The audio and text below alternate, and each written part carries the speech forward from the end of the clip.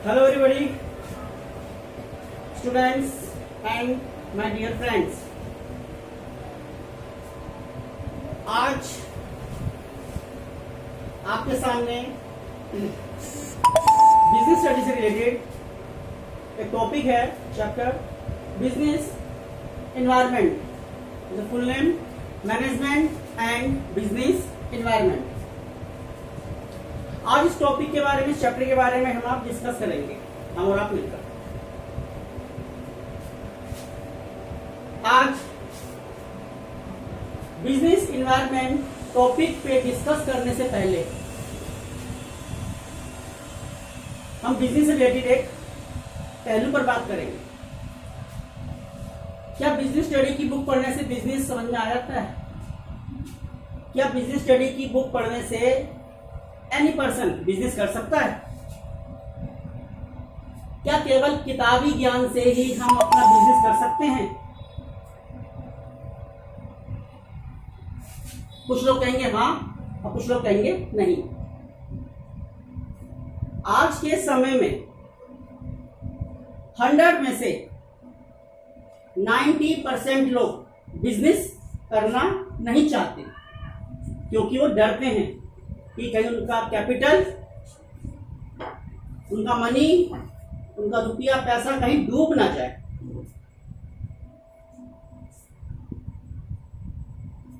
लेकिन अब यदि 100 में से मैं कहूंगी 50% कुछ लोग ऐसे हैं जो बिजनेस करना चाहते हैं,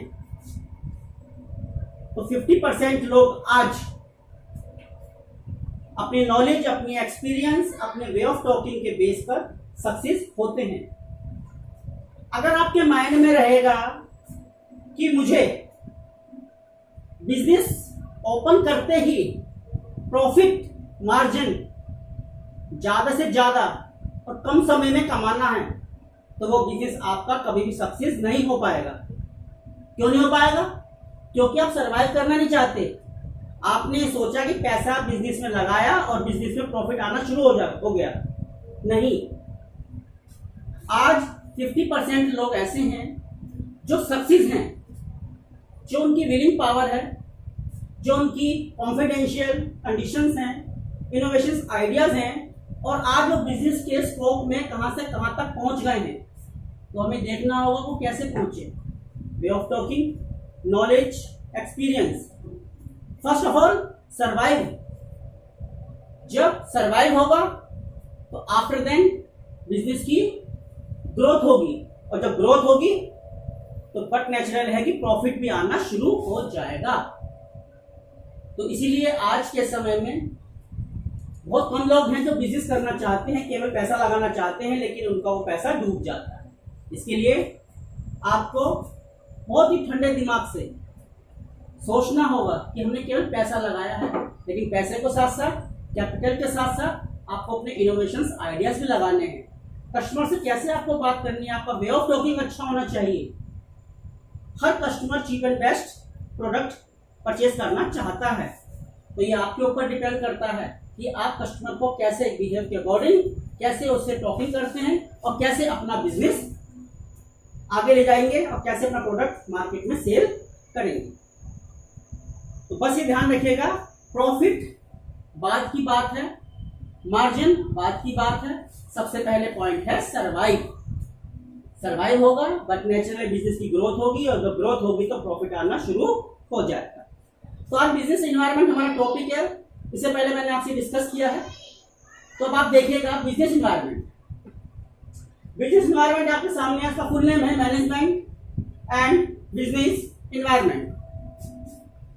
means the sum total of all individuals, institutions and other forces that are outside the control of a business enterprise, but they may affect its performance. Business management में मीन्स ये निकल रहा है कि sum total of all individual institutions, हर व्यक्ति के अपने अपने इंडिविजुअल इंस्टीट्यूशंस हैं, and other forces that are outside the control of a business, जो आउटर है वो बिजनेस को कंट्रोल करते हैं। कैसे? Enterprise but they may affect its performance. आपकी परफॉर्मेंस पे डिपेंड करता है कि आपकी आउटर क्या परफॉर्मेंस है, कैसे आपके मार्केट का प्रोडक्शन मार्केट में सेल हो रहा है। ये आपको मैंने अभी कुछ देर पहले बताया था कि आपको अपना वे ऑफ टॉकिंग अच्छा होगा, कैसे आपकी टेक्निक काम आएगी, कैसे आप प्रोडक्शन अपना मार्केट में कस्टमर को सेल कर सकते हैं। तो ये था आपका पूरा means the sum total of a all individual institutions and other forces that are outside the control of a business enterprise but that may affect its performance. Survive and grow, ये point ध्यान रखना होगा business environment से related कि survive and grow. सबसे पहले survive, अगर business environment की बात आ रही है तो माइंड में सबसे पहले रखिएगा सर्वाइव, आफ्टर देन ग्रो, उसके बाद मैंने आपको बताया प्रॉफिट। फॉर एग्जाम्पल, अब जो मार्केट बिजनेस एनवायरनमेंट है, बिजनेस एनवायरनमेंट पे कई लोगों का भी इफेक्ट पड़ता है, जैसे गवर्नमेंट का, पॉलिटिकल पार्टी का, कस्टमर का। यानी कि आप देखते हैं हर इन्वायरमेंट, यानी पॉलिटिकल इन्वायरमेंट हो आपका, पॉलिटिकल के साथ साथ गवर्नमेंट इन्वायरमेंट हो, लीगल इन्वायरमेंट हो, आगे हम इसके टॉपिक के बारे में डिस्कस करेंगे। जितने भी इन्वायरमेंट हैं, जितने भी डायमेंशंस हैं, तो यहाँ पर फॉर एग्जांपल है increase in tax by government can make things expensive to buy. जब गवर्नमेंट की पॉलिसी और जब टैक्स लगता है मार्केट में, अगर मैं कहता हूं कि मेरा एक किसी प्रोडक्शन को बनाने में 1 लाख रुपया खर्च हुआ किसी प्रोडक्शन में, और 1 लाख का प्रोडक्शन का एक्सपेंसिव मेरे को हुआ है, अब मैं मार्केट में सेल करूंगा किसी प्रोडक्शन को तो कम से कम 1.5 लाख में या 2 लाख में करूंगा, या 1 लाख से थोड़ा सा और इंक्रीज करके मार्केट में सेल करूंगा। और काफी सारे टैक्सेस लग जाते हैं, गवर्नमेंट जो टैक्स करती है, purchase tax, sales tax, etcetera etcetera etcetera, तब जाके कस्टमर के पास में एक प्रोडक्शन हाथ में आता है उसको यूटिलाइज करने के लिए। तो यहाँ पर जैसे एग्जांपल है गवर्नमेंट का कि इंक्रीज इन टैक्स, टैक्स को इंक्रीज करती है government, by government can make things expensive to buy.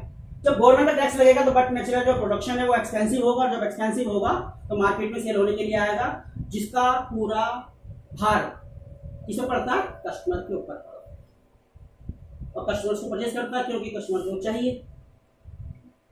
जब कस्टमर को कोई प्रोडक्शन जो आप डे बाय डे यूज करते हैं और उसको खर्च करने यूज करते हैं तो कहीं ना कहीं आपको उसके लिए कोई भी कीमत देने को तैयार हो जाए। तो ये था आपका बिजनेस एनवायरनमेंट की शुरुआत। ओके, अब हम आगे चलते हैं। यस, अभी आपसे बात हुई बिजनेस एनवायरनमेंट स्टार्टिंग की, उसके बेस की। अब हम आगे चलते हैं बिजनेस एनवायरनमेंट के फीचर्स से related. Features of business environment, एक बिजनेस एनवायरनमेंट के कौन कौन से फीचर्स होने चाहिए एक बिजनेस एनवायरनमेंट। फर्स्ट पॉइंट आता है आपका total of external forces, first point. Second आता है आपका specific and general forces. Number 3 point है आपका इंटर रिलेटेडनेस। नंबर 4 है आपका डायनामिक नेचर, एंड नेक्स्ट है आपका अनसर्टेनिटी। नंबर 7 है आपका कॉम्प्लेक्सिटी। नंबर 7 पे आता है रिलेटिविटी। ये 7 पॉइंट हैं जो फीचर्स हैं बिजनेस एनवायरनमेंट के। टोटल ऑफ एक्सटर्नल फोर्सेस क्या है, टोटल ऑफ एक्सटर्नल फोर्सेस के बारे में।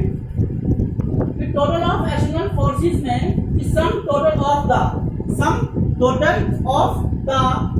एक्सटर्नल फोर्सेस डायरेक्टली जो प्रोडक्शन आपका मार्केट में सेल होने के लिए आ रहा है तो आउटपुट कहां से मिलेगी, आपको बाहर से मिलेगी। तो सम total of all the external force directly, आपको इंटरनल फोर्सेस के साथ साथ एक्सटर्नल फोर्सेस भी लगेगा।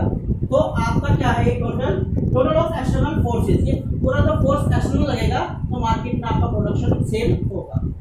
इंटरनल क्या हो, प्रोडक्शन आपका मेकिंग हुआ आपकी कंपनी में, और एक्सटर्नल फोर्सेस से रिलेटेड जब आपको मार्केट में प्रोडक्शन सेलिंग के लिए आया तो उसे बोला जाएगा कि sum total of the external forces directly. Second point है आपका specific and general forces. Second point specific and general forces. अब इसमें क्या क्या आता है आपका, जो स्पेसिफिक फोर्सेस हैं, स्पेसिफिक फोर्सेस में आपके आते हैं investors, customer, competitors and supplier. और कौन से बताए, जो आपके स्पेसिफिक फोर्सेस में आते हैं investors, customer, competitor and supplier. ये 4 पॉइंट हैं जो आपके स्पेसिफिक फोर्सेस से रिलेटेड है। सेकंड आपका है जनरल फोर्सेस। जनरल फोर्सेस में क्या क्या आता है? इसमें आते हैं आपके बिजनेस डायमेंशंस से related point, political environment, social environment, technical environment and legal environment. अब कोई आपसे पूछे कि स्पेसिफिक फोर्स और जनरल फोर्सेस में कौन कौन से पॉइंट हैं, तो आप कह सकते हैं कि स्पेसिफिक फोर्सेस में इन्वेस्टर्स हैं, कस्टमर्स हैं, कॉम्पिटिटर्स हैं और सप्लायर हैं। और जबकि जनरल फोर्सेस के अंदर, जनरल फोर्सेस में आपके पॉलिटिकल, लीगल, टेक्निकल, ठीक है, एंड सोशल इन्वायरमेंट यूज होते हैं। नेक्स्ट आपका है इंटररिलेटेडनेस। इसमें क्या होता है कि इंटररिलेटेडनेस में क्या होता है, जब कोई प्रोडक्शन आपका मार्केट में सेलिंग के लिए आया है तो आपको कस्टमर की हेल्थ की और भी अवेयरनेस करना होगा। आपने देखा होगा कोई भी प्रोडक्शन आप मार्केट में परचेज करते हैं तो उसके ऊपर रेड कलर का एक सर्किल होता है और एक ग्रीन सर्किल होता है, एक वेज का होता है और एक नॉन वेज का, जो आपको शो करता है। तो इंक्रीज अवेयरनेस फॉर हेल्थ। तो इंटररिलेटेड में आप अपने प्रोडक्शन को जो भी आप सेल कर रहे हैं तो उसमें ध्यान रखिएगा कि उसमें सावधानी के लिए लिखा होता है इंस्ट्रक्शन में कि इंक्रीज अवेयरनेस फॉर हेल्थ, कि आपके लिए ये प्रोडक्ट हेल्थी है। जैसे आपने देखा होगा इनके ऊपर लिखा होता है इंजूरियस फॉर हेल्थ, लिखा होता है its production injurious for health. तो ऐसे ही जो भी प्रोडक्शन है हेल्थी है या इन फ्यूचर आपको नुकसान पहुंचाने वाले हैं, उसके बाद उसके प्रोडक्ट पे लिखा होता है ताकि अवेयरनेस रहता है कस्टमर कोई भी चीज़ खर्च करने से पहले, खरीदने से पहले, एक्सपेंस करने से पहले उन चीज़ों को ध्यान में रखता है। नेक्स्ट आपका है डायनामिक नेचर। डायनामिक नेचर में क्या है?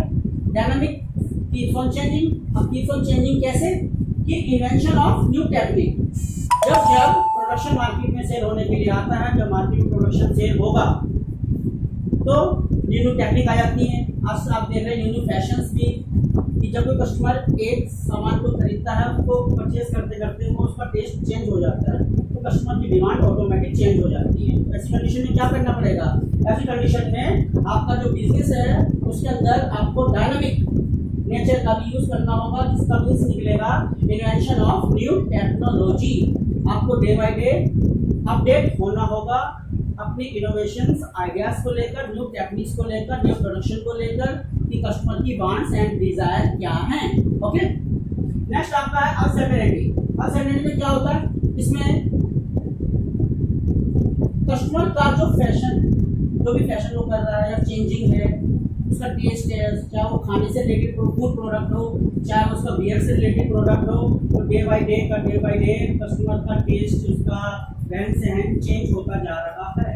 आप देखते भी हैं कि आज के समय में हर व्यक्ति चाहता है कि मैं अच्छा अपडेट बन के रहूँ, तो अपडेट बनने के लिए मार्केट से परचेज करेगा सामान जो भी उसको यूज़ करना है, जिसका भी उसको यूटिलाइज करना है। तो मार्केट के अंदर नए production day by day update होने चाहिए, जिससे कि कस्टमर की डिमांड्स जो है उसकी डिजायर कब चेंज हो जाए कुछ पता नहीं। तो आप ये कह सकते हैं यहाँ पर फैशन कभी भी चेंज हो सकता है। अनसर्टेनिटी। नेक्स्ट आपका है कॉम्प्लेक्सिटी। कॉम्प्लेक्सिटी क्या है आपकी? कॉम्प्लेक्सिटी होता है जैसे कि आप कोई फूड में कोई फूड का प्रोडक्शन लेके चल रहे हैं, आपका फूड का प्रोडक्शन का जो मार्केट है, जो भी आप कस्टमर को सेल कर रहे हैं, कस्टमर उसको परचेज कर रहा है, कस्टमर उसको परचेज कर रहा है, लेकिन क्या होता है कि उसकी डिमांड जो है चेंज हो गई। तो कस्टमर की डिमांड चेंज हो गई, माना कि कोई कंपनी है, जैसे कह रहा हूँ आपकी ही कोई कंपनी है और आप क्या कर रहे हैं, आप जूस को सेल कर रहे हैं। अब जूस को आप सेल कर रहे हैं तो ऐसी कंडीशन में क्या होगा जी? Changing demand of product. आपको अपने प्रोडक्ट को भी थोड़ा सा चेंज करना होगा मार्केट में जो भी आप सेल कर रहे हैं। ठीक है, आप सेल करिए, कस्टमर डिमांड्स कब चेंज हो जाए, कब उसकी डिजायर चेंज हो जाए, वो किस चीज़ की डिमांड आपके सामने रखते हैं और वो आपके पास अवेलेबल ना हो, तो आपको ये बातें नोट करनी होगी। जैसे आप किसी मेडिकल स्टोर में जाते हैं दवाई लेने, कोई मेडिसिन उसके पास नहीं होती है, वो तुरंत नोट कर लेता है, कहता भाई साहब कर ले जाना। तो आपको ऐसे ही अपने आप को अपडेट रखने के लिए कि कस्टमर की डिमांड को कंप्लीट करना है, कैसे करना है? कॉम्प्लेक्सिटी। कभी कभी थोड़ी यहाँ पे भी डिफिकल्टी आ जाती है कि आपके पास सेल करने की प्रोडक्शन कुछ और है लेकिन कस्टमर कुछ और चाह रहा है। तो आपको वो भी नोट करना होगा और इन फ्यूचर कस्टमर को टाइम देते हुए उसको सेव करना होगा। नेक्स्ट आपका क्या है, रिलेटिविटी। रिलेटिविटी का मतलब क्या है कि माना कि रिलेटिविटी से मैं एक पॉइंट बताने जा रहा हूँ कि माना कि आपकी कोई सॉफ्टवेयर कंपनी है, सॉफ्टवेयर कंपनी आपको अपॉर्चुनिटी दे रही है, आप क्या कर रहे हैं, जूस सेल कर रहे हैं, आपका अपना एक जॉब है, आप कोई जूस सेल कर रहे हैं, कस्टमर इसको पसंद कर रहा है और किसी कंपनी को आपका प्रोडक्शन बहुत अच्छा लगा या जो भी आपका प्रोडक्ट है, तो उसने आपको क्या किया, सॉफ्टवेयर कंपनी ने आपको एक अपॉर्चुनिटी दी, एक मौका दिया कि आप जूस कंपनी में अपने प्रोडक्शन को उसमें ऐड कर सकते हैं और कंपनी का एक तरीके से एडवर्टाइजमेंट होगा और कंपनी के साथ आप भी ऐड जाएंगे तो आपको भी प्रॉफिट मार्जिन जो होता है उससे ज़्यादा कहीं तो आपको एक अपॉर्चुनिटी मिलती है। ये सारे पॉइंट थे आपके सामने, features of business environment. Repeat कर रहे हैं, सबसे पहला totality of external force, second specific and general forces, number 3 interdependence, number 4 dynamic nature, number 6 है आपका अल्टरनेटिविटी, नंबर 6 कॉम्प्लेक्सिटी और नंबर 7 पर है रिलेटिविटी। ये 7 पॉइंट आप याद रखिएगा। लेकिन मैं फिर वही बात कहूँगा कि मैंने कुछ देर पहले भी स्टार्टिंग में कहा था कि आप बिजनेस चलाइए, बिजनेस में अपने प्रोडक्शन को अच्छा रखिए, रॉ मटेरियल अच्छा रखिए, न्यू टेक्निक यूज करिए और अपने प्रोडक्शन को अच्छे से अच्छा, जब वो बनेगा मार्केट में सेल होगा तो कस्टमर आपकी ही प्रोडक्शन की डिमांड करेगा। ओके, आगे चलते हैं। अब बात करते हैं फीचर्स ऑफ बिजनेस एनवायरनमेंट के बाद very important point, dimensions oblique elements of business environment की। तो बिजनेस एनवायरनमेंट के जो डायमेंशंस हैं वो हैं 5 टाइप्स के। 5 टाइप्स में आता है नंबर 1 आपका economic environment, number 2 social environment, number 3 technological environment, number 4 आता है आपका पॉलिटिकल एनवायरनमेंट और नंबर लास्ट में आता है लीगल एनवायरनमेंट। इन 5 एनवायरनमेंट का एक बिजनेस एनवायरनमेंट में उसके प्रोडक्शंस में बहुत ज्यादा इंपॉर्टेंट वर्क है। कैसे? पहला पॉइंट आता है आपका इकोनॉमिक एनवायरनमेंट। इकोनॉमिक एनवायरनमेंट का relation economic impact of business से है, इकोनॉमिक इंपैक्ट ऑफ बिजनेस से। अब आप सोचेंगे कि इकोनॉमिक इंपैक्ट ऑफ बिजनेस से कैसे? माना कि किसी कार का प्रोडक्शन आपको डे और इंक्रीज करना है और आपके पास बैंकिंग मनी की फैसिलिटी अवेलेबल नहीं है, तो ऐसी कंडीशन में आप बैंक से, क्योंकि आप अपना कंपनी चला रहे हैं तो कंपनी के बेस पर, प्रोडक्शन के बेस पर और कार का बिजनेस कर रहे हैं और कार की डिमांड ज़्यादा है, तो ऐसी कंडीशन में आपको लोन बैंक से भी प्रोवाइड हो सकता है, तो उसका इम्पैक्ट पड़ता है जो आएगा आपका इकोनॉमिक इन्वायरमेंट में। आपको रॉ मटेरियल परचेज करना है क्योंकि आपका प्रोडक्शन मार्केट में डे बाय डे सेल हो रहा है, तो मार्केट में डे बाय डे सेल हो रहा है तो ऐसी कंडीशन में आप क्या करेंगे, और आपको रॉ मटेरियल भी परचेज करना है, तो ऐसी कंडीशन में भी इकोनॉमिक इन्वायरमेंट के बेस पर में बिजनेस से आप बैंक से आप लोन प्रोवाइड कर सकते हैं जिससे कि आप अपने बिजनेस को और फ्लो कर सकें। फिर कुछ पॉइंट हैं जो इकोनॉमिक इन्वायरमेंट में आते हैं और उसका मेन होता है कि economic impact of business. Second point आपका सोशल इन्वायरमेंट। सोशल इन्वायरमेंट यानी कि जहां हम रहते हैं, जो हमारा इन्वायरमेंट है, सबसे पहले तो क्रिएटिव होना चाहिए। क्रिएटिव से मतलब जो बिजनेस है और बिजनेस के अंदर जो आपका प्रोडक्शन है वो सेल कब होता है उसका भी कहीं ना कहीं नेचर पे डिपेंड करता है। आपने देखा होगा जब होली आती है, दिवाली आती है, ईद आती है, कोई भी सेलिब्रेशन होता है, तो ऐसी कंडीशन में मार्केट में कस्टमर की डिमांड बहुत तेजी से इंक्रीज होती है, चाहे वो एक स्वीट शॉप की दुकान हो, चाहे वो एक कपड़े की दुकान हो, चाहे वो कहीं भी आप देख लीजिएगा। जैसे जैसे फेस्टिवल आते हैं तो कहीं ना कहीं आपकी मार्केट इंक्रीज होती चली जाती है। जैसे बारिश के मौसम में आपको क्या जरूरत पड़ती है, सबको रेनकोट की और अम्ब्रेला की।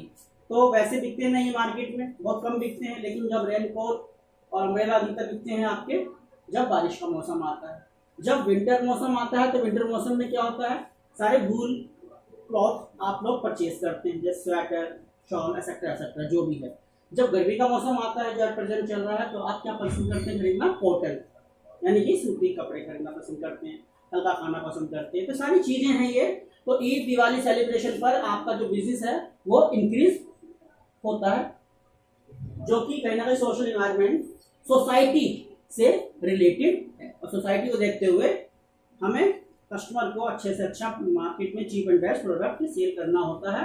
और ये बात कर रहे थे हम टेक्नोलॉजिकल इन्वायरमेंट की। तो टेक्निकल इन्वायरमेंट का इफेक्ट टेक्नोलॉजी क्रिएटिविटी से है। आज कोई भी आप बिजनेस को देख लीजिए, न्यू टेक्निक मार्केट में लॉन्च है, उस न्यू टेक्निक को लॉन्च करने के लिए आपको नए एम्प्लॉय चाहिए, अपडेट एम्प्लॉय जो हर चीज़ का कंप्यूटर से लेकर आगे तक की जो भी नॉलेज रखता हो। क्योंकि आपको अगर टेक्नोलॉजी लेकर चलनी है तो आपको अपना एम्प्लॉय भी विथ टेक्निकल सॉफ्टवेयर से रिलेटेड कंप्यूटर को जो नेटवर्किंग जो भी अपना फंक्शन करते हैं, जो काम करते हैं, उन लोगों को भी अपॉइंट करना होता है। जैसे कि आप देख रहे हैं कि आज टेक्नोलॉजी का इतना बेनिफिट हो गया कि आप घर बैठे बैठे अगर आपको अपनी टिकट भी बुक कराना हो, आपको बाय एरोप्लेन भी जाना हो, तो आप उसकी टिकट बुकिंग करा सकते हैं। टिकट बुकिंग करा सकते हैं, डेस्टिनेशन चेक कर सकते हैं कितनी दूर है, क्या उसका रेट है, क्या पेमेंट है, कैसे हमें पे करना है, डेबिट कार्ड क्रेडिट कार्ड जो भी है। तो कहने का यह है कि टेक्निकल इन्वायरमेंट का भी बहुत ज़्यादा इम्पैक्ट है। आप घर बैठे बैठे कोई भी चीज़ मंगा सकते हैं, जैसे आपने डोमिनोज पिज़्ज़ा घर बैठे बैठे मंगा सकते हैं। घर बैठे बैठे देश और दुनिया में क्या हो रहा है पूरी आप इंफॉर्मेशन रख सकते हैं। कोई आपको प्रोडक्ट मार्केट में खरीदना है, कोई मार्केट में लॉन्च हुआ है तो उसको आप देख सकते हैं, उसको आप ऑनलाइन परचेज कर सकते हैं। तो सारी चीज़ें जो हैं बहुत ज़्यादा पिछले 10-15 सालों से और अब तक और आगे और अपडेट होगा, जो एक टेक्निकल के बेस पर, टेक्नोलॉजी के बेस पर, और हम और आप अपडेट हो चुके हैं और आप घर बैठे किसी भी की भी इंफॉर्मेशन आप आसानी से ले सकते हैं। नेक्स्ट है आपका पॉलिटिकल इन्वायरमेंट। पॉलिटिकल इन्वायरमेंट यानी political condition and nature of government, यानी कि पॉलिटिकल इन्वायरमेंट में हर 5 साल में सरकार बदलती है। कौन सी पॉलिटिकल पार्टी का, कौन से गवर्नमेंट का कब कौन सा रूल रेगुलेशन फॉलो हो जाए तो उसको आपको इम्प्लीमेंट करना होता है। कैसे कि political condition and nature of government, आपने देखा होगा जितने भी पब्लिक सेक्टर प्राइवेट सेक्टर के अंदर जो फ्लैग्स वगैरह होते हैं उसके अंदर 49% पब्लिक प्राइवेट सेक्टर का योगदान होता है, जबकि 51% गवर्नमेंट का उसके अंदर राइट होता है। आपने देखा भी होगा जैसे रेलवे प्लेटफॉर्म वगैरह है, पोस्टल ऑर्डर्स हैं, डाकखाने हैं, तो इन सब पे क्या है, इन सब के ऊपर एक गवर्नमेंट का अपना एक इम्पैक्ट है। तो political conditions and nature of government, government की कभी कोई पॉलिसी कभी भी चेंज हो सकती है। हर साल 5 साल के अंदर गवर्नमेंट पॉलिसी जो है चेंज होती रहती है। आगे है आपका लीगल इन्वायरमेंट। लीगल इन्वायरमेंट में law and legislation with in which business firm operate, law and legislation with in which business firm operate. इसका मीन्स क्या बताया गया कि लीगल इन्वायरमेंट में, लीगल इन्वायरमेंट के अंदर अगर आप कोई भी एम्प्लॉय, आप कंपनी के अंदर काम कर रहे हैं, कोई एम्प्लॉय आपके बिजनेस प्रेमिसेस के अंदर कोई भी स्मोकिंग नहीं कर सकता। क्यों? क्योंकि पहले से रूल रेगुलेशन बना दिए जाते हैं कि कोई फर्म में कोई पर्सन काम कर रहा है तो जो भी है अपना लंच में जो भी काम कर सकता है, लेकिन 4 घंटे पहले और 4 घंटे बाद जो भी उसका वर्किंग आवर्स है उस टाइम के अंदर केवल वो वर्क की अपने टास्क को कंप्लीट करेगा। No smoking in business premises, no smoking in business premises related to legal environment. और कोई प्रोडक्शन भी मार्केट में लॉन्च होता है तो उसके ऊपर पहले से ही लिखा होता है कि प्रोहिबिटेड, इसको आप यूज करेंगे तो आपको नुकसान होगा, इसको आप यूज करेंगे तो आपको बेनिफिट होगा। तो सारे पहले से ही एक कोटेशन लिख दी जाती है। प्रोडक्शन जब बनता है, जब उसका रेफर किया जाता है तो उसके प्रोडक्ट के ऊपर, पैटर्न के ऊपर नोट कर दिया जाता है, ताकि कस्टमर जो भी चीज़ खरीदे वो सोच के खरीदे, समझ के खरीदे और उसके बाद उसका यूटिलाइज करे। तो law and legislation with in which business firm operate, तो जितने भी प्रोडक्ट हैं कंपनी से रिलेटेड वो सारे इन चीज़ों को ऑपरेट करें। ये मैंने आपको शॉर्टकट में आपके बिजनेस डायमेंशंस बताए हैं।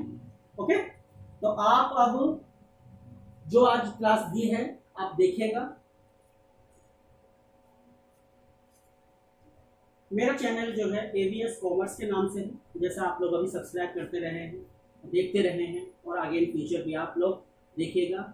जब मैंने क्लास शुरू करी थी उससे पहले भी मैंने एक बार जिक्र किया था, स्टार्टिंग की थी बिजनेस क्या है, क्या बिजनेस पढ़ने से बिजनेस व्यक्ति कर सकता है? क्या बिजनेस की किताब पढ़ने से आदमी बिजनेसमैन बन जाएगा? नहीं। अगर आप प्रॉफिट लेकर चलेंगे माइंड में पहले, तो आप बिजनेस में सक्सेस नहीं हो सकते। तो सबसे पहले आपको सर्वाइव करना होगा, फिर ग्रोथ करनी होगी, उसके बाद आप प्रॉफिट अर्न कर सकते हैं। ये सारे पॉइंट इसमें आते हैं आपके ऑर्गेनाइजमेंट पॉइंट में आते हैं। तो फिर रिपीट करता हूँ मैं, मेरा चैनल एवीएस कॉमर्स आपके सामने, तो आप ऐसे प्यार देते रहिए और सब्सक्राइब करते रहिए, लाइक करते रहिए। मिलते हैं फिर आपसे कुछ देर बाद।